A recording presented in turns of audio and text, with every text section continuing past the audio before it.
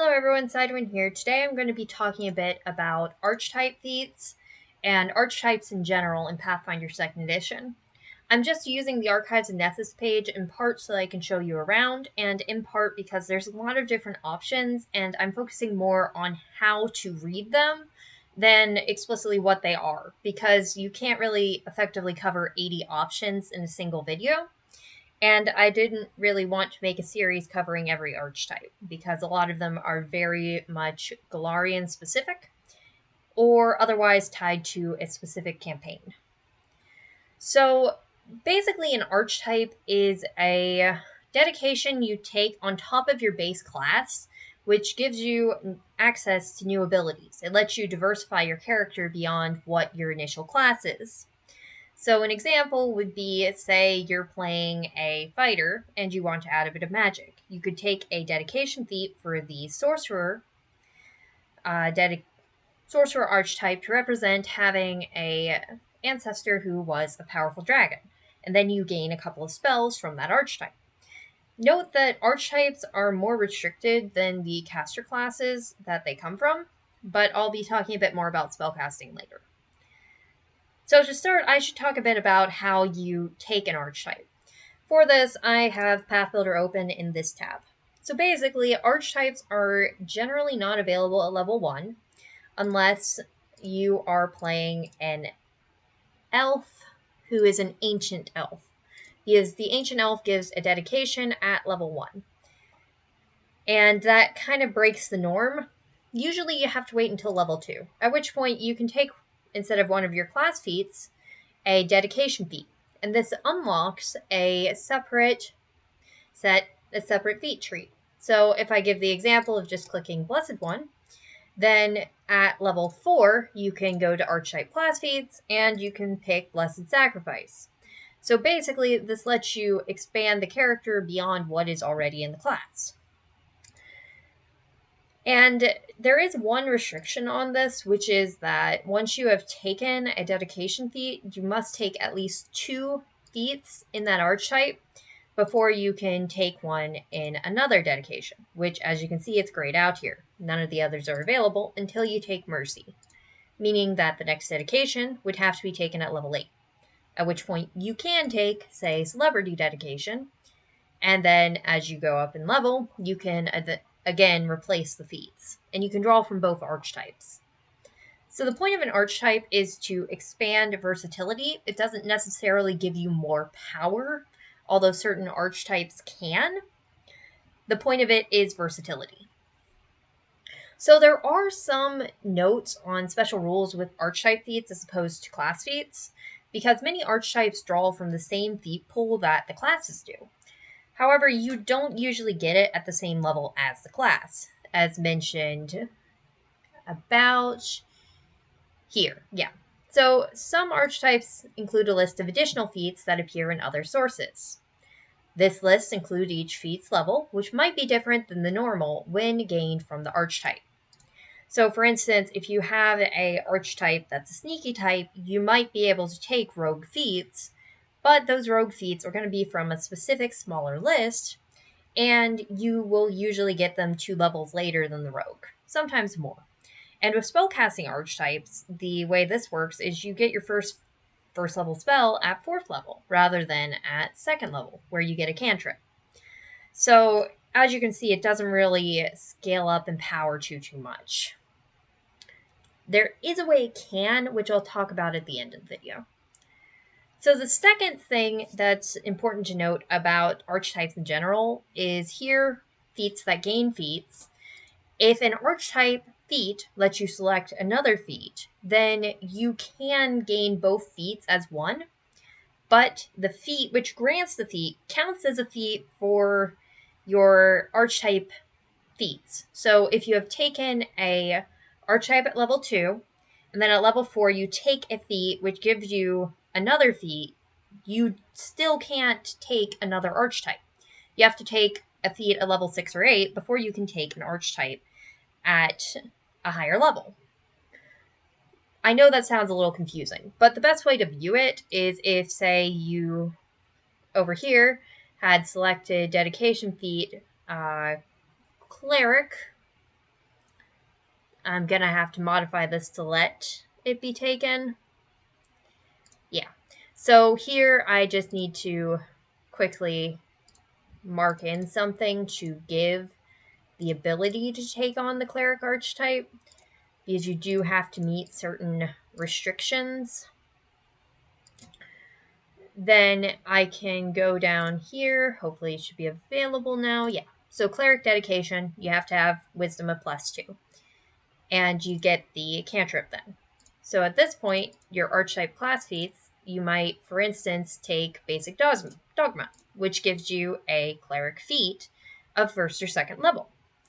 So if you take, say, domain initiate, you then would select a domain as well. But this only counts as 1 feat. If you go up to level 6 here, you still can't take another dedication. You have to take another feat from the cleric archetype before you can take a feat from another archetype.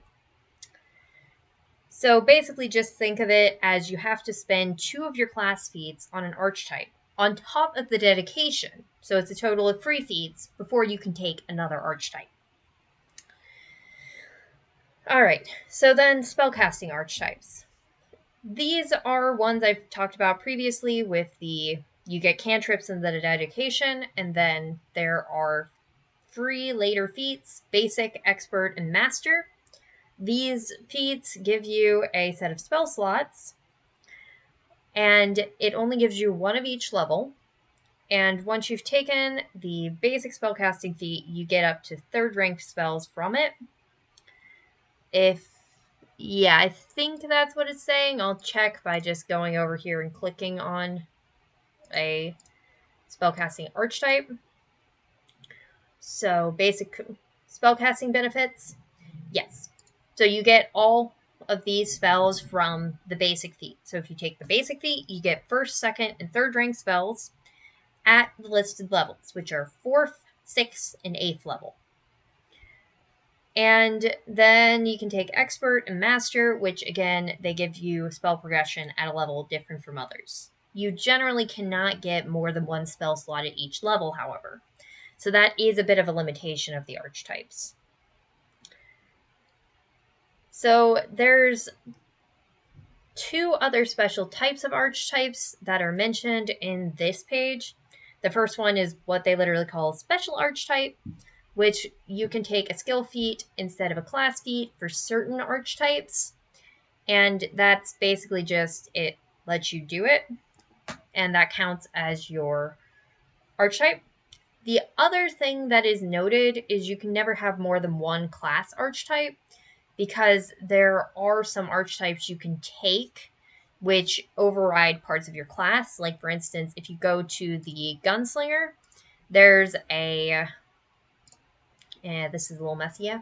But if you say go to the gunslinger and then you go to ways, there is here at the bottom way of the spell shot, which gives you the spell shot dedication. And this is what it's talking about here with special. You can only have 1 archetype from your class, which makes sense because it's pretty much modifying your class rather than precisely being a alteration of what you're doing. Then the last type of archetype is alchemical archetypes, which give you some ability to use alchemy in a similar manner to an alchemist. You get feats which let you perform certain things, and for the most part, these abilities work like the alchemist class.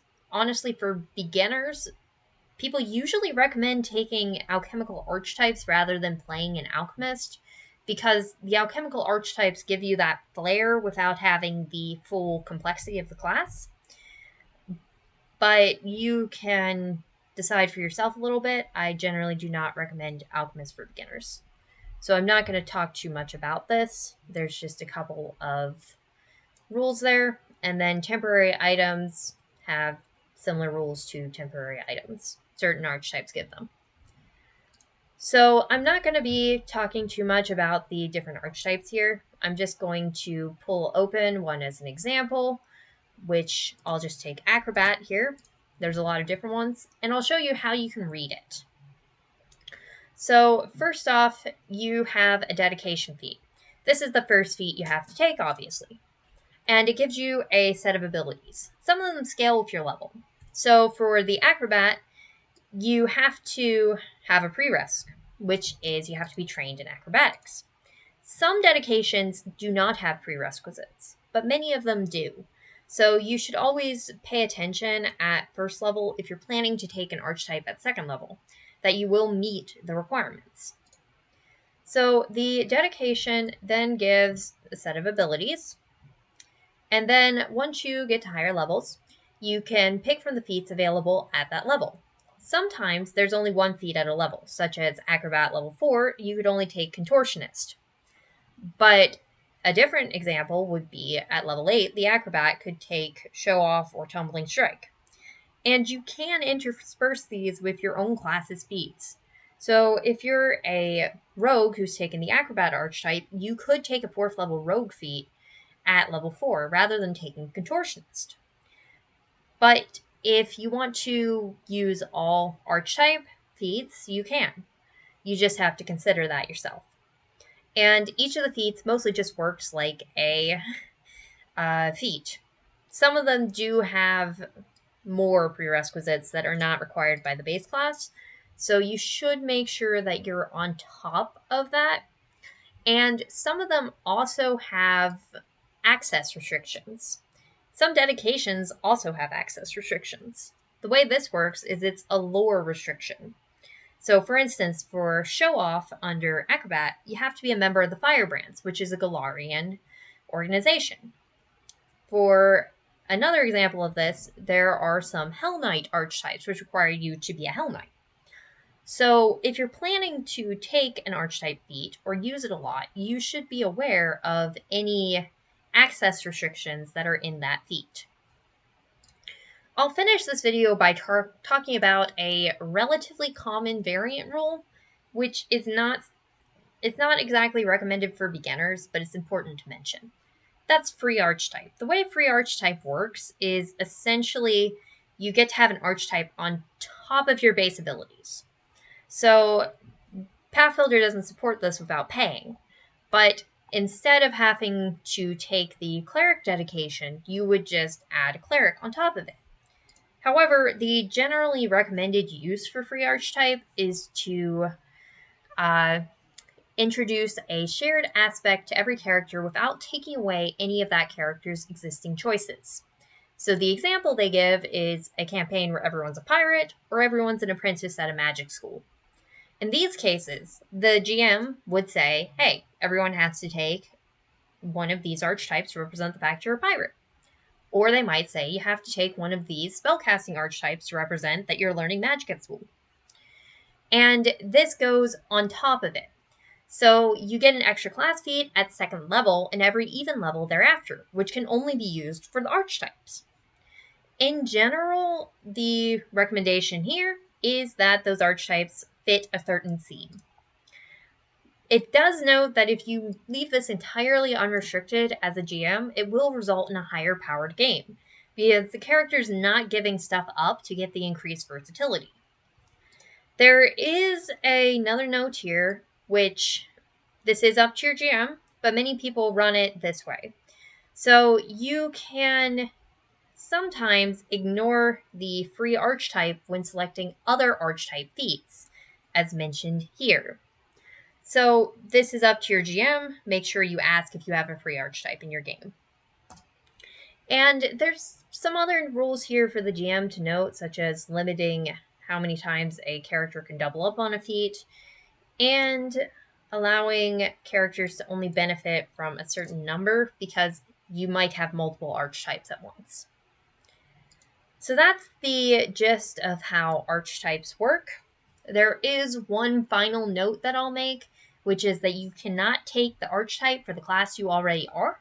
That should be a fairly straightforward to understand thing, but please be aware before you try to do it in your game. Thank you for watching. I hope this helped understand a little bit about archetypes. I'll likely create some separate videos exploring some aspects, so if anyone has requests, please ask in the comments below.